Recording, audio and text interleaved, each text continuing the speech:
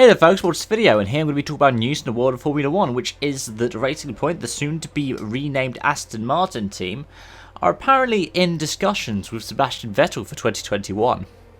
Now, the rumour is that Vettel will be joining Aston Martin to replace Sergio Pérez, who of course does have a long-term contract for a good couple more seasons. But, of course, they do have two drivers, somewhat contracted. Well, what with Lance Stroll being Lance Stroll, people presume he's going to be part of the furniture.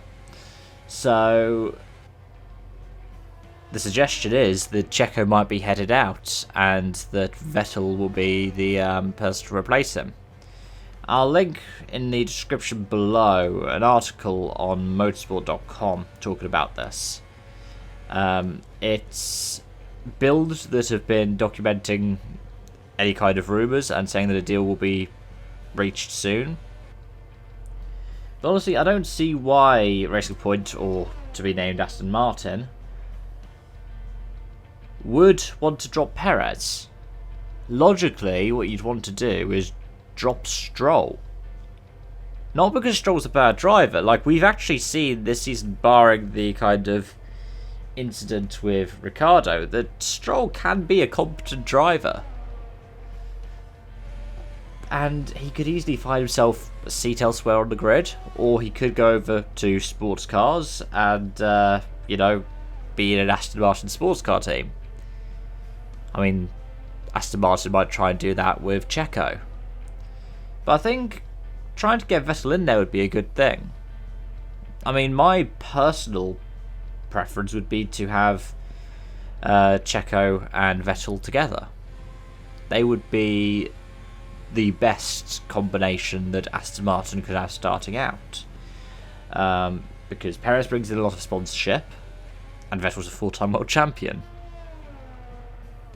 But of course I do understand the thing of Lance Stroll isn't going to get sacked by his dad.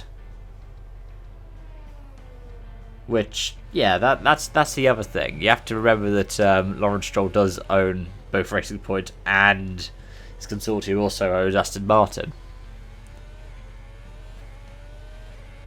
But this would be something that I'd quite like. I'd like to see Vettel go across, largely because it keeps him in sport and he still has more to offer.